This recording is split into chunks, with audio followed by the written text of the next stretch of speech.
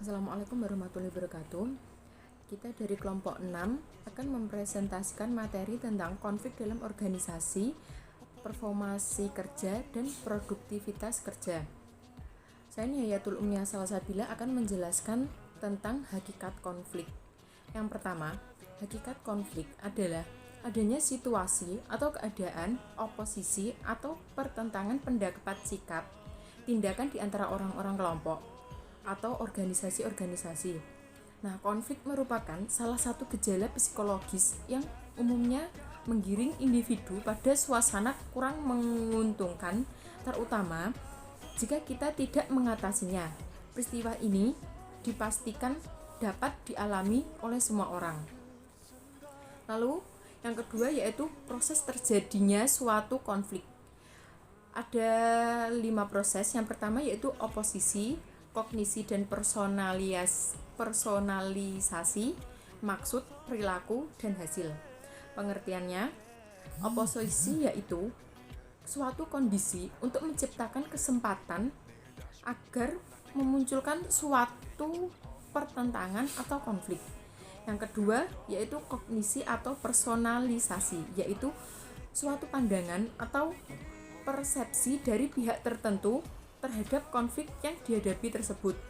Yang ketiga itu maksud, yaitu suatu keputusan yang diambil untuk berperilaku oleh pelaku konflik tersebut. Yang keempat yaitu perilaku. Perilaku itu suatu tindakan yang dilakukan oleh aktor konflik untuk menghancurkan pihak lain. Lalu yang terakhir yaitu hasil, yaitu suatu interaksi yang terjadi antara pihak yang melakukan konflik tersebut. Sekian dari saya, akan dilanjutkan oleh teman saya. Untuk yang selanjutnya adalah eksistensi konflik. Konflik merupakan peristiwa yang tidak dapat dihindarkan dalam kehidupan organisasi. Bahkan konflik selalu hadir dalam setiap hubungan kerjasama antar individu, kelompok maupun organisasi. Konflik selalu melibatkan orang, pihak, atau kelompok orang.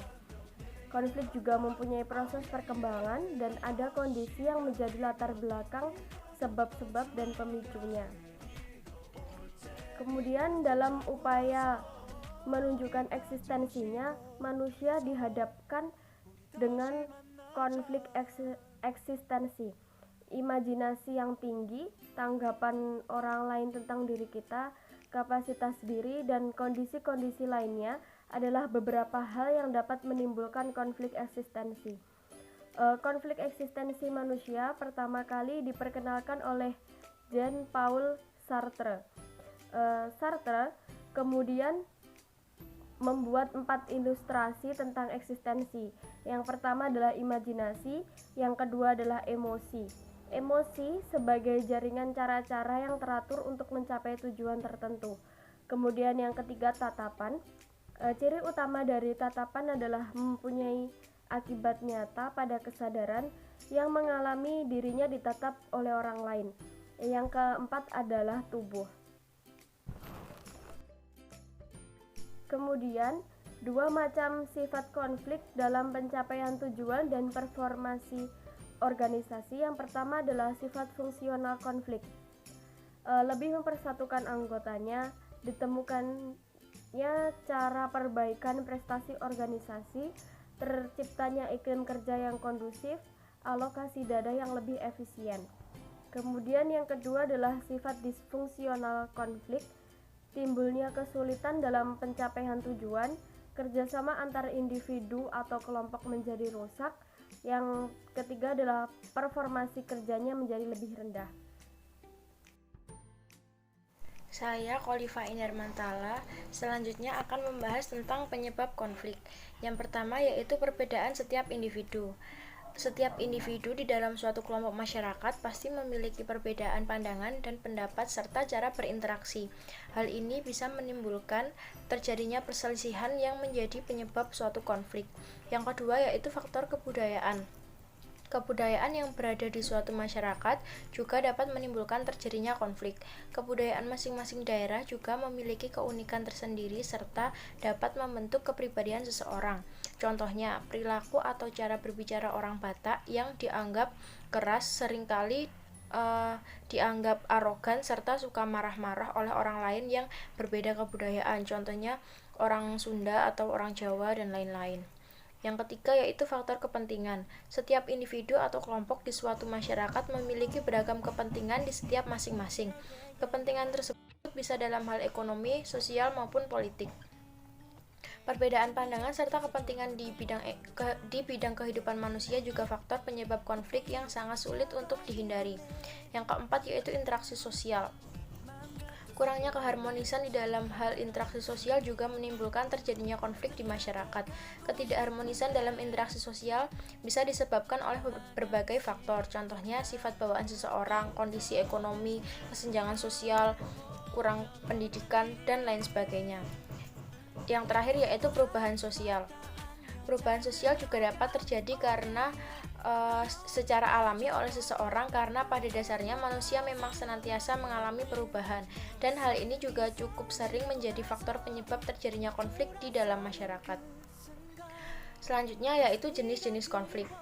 Jenis konflik berdasarkan sifatnya. Yang pertama yaitu konflik destruktif, merupakan konflik yang muncul karena adanya perasaan tidak senang, rasa benci, dan dendam dari seseorang ataupun kelompok terhadap pihak lain. Konflik ini terjadi bentrokan-bentrokan fisik yang mengakibatkan kurangnya atau hilangnya nyawa dan harta benda. Contohnya konflik Ambon, Poso, Kupang, dan Sambas. Yang kedua yaitu konflik konstruktif, merupakan konflik yang bersifat fungsional. Konflik ini muncul karena adanya perbedaan pendapat dari kelompok-kelompok dalam menghadapi suatu permasalahan. Konflik ini dapat menghasilkan suatu konsensus dari perbedaan pendapat tersebut dan menghasilkan suatu perbaikan. Contohnya perbedaan pendapat dalam sebuah organisasi. Selanjutnya yaitu jenis konflik berdasarkan posisi pelaku yang berkonflik. Yang pertama yaitu konflik vertikal, merupakan konflik antar komponen masyarakat di dalam satu struktur yang memiliki hierarki atau tingkatan. Contohnya konflik yang terjadi antara atasan dengan bawahan di dalam sebuah kantor. Contoh lain yaitu konflik yang terjadi antara guru dan siswa di dalam suatu sekolah. Selanjutnya yaitu konflik horizontal, merupakan konflik yang terjadi antara individu atau kelompok yang memiliki kedudukan yang relatif sama. Contohnya konflik yang terjadi antar organisasi massa, seperti konflik antara supporter sepak bola yang mendukung masing-masing tim jagoannya. Selanjutnya yaitu konflik diagonal, merupakan konflik yang terjadi karena ketidakadilan alokasi sumber daya ke seluruh organisasi sehingga menimbulkan pertengkaran yang ekstrim. Contohnya konflik Aceh. Selanjutnya yaitu konflik sosial, merupakan konflik yang terjadi akibat adanya perdebatan kepentingan dari pihak yang berkonflik. Konflik sosial ini dapat dibedakan menjadi konflik sosial vertikal dan konflik sosial horizontal. Selanjutnya yaitu konflik politik, merupakan konflik yang terjadi karena adanya perbedaan kepentingan yang berkaitan dengan kekuasaan. Contohnya konflik yang terjadi antar pengikut suatu parpol. Selanjutnya yaitu konflik ekonomi, merupakan konflik akibat adanya perebutan sumber daya ekonomi dari pihak yang berkonflik. Contohnya konflik antar pengusaha ketika melakukan tender. Selanjutnya yaitu konflik budaya, merupakan konflik yang terjadi karena adanya perbedaan kepentingan budaya dari pihak yang berkonflik. Contohnya adanya perbedaan pendapat antar kelompok dalam menafsirkan RUU anti pornografi dan porno aksi. Yang terakhir yaitu konflik ideologi, merupakan konflik akibat adanya perbedaan paham yang diyakini oleh seseorang atau kelompok seseorang. Contohnya konflik yang terjadi pada saat G30 SPKI.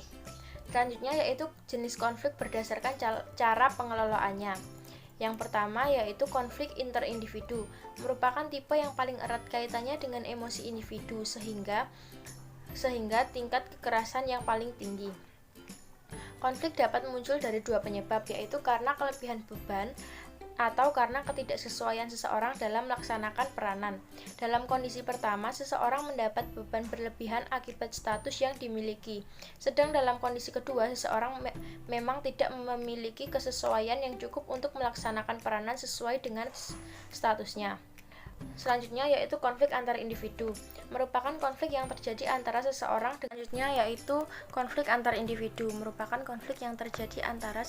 dengan satu orang atau lebih.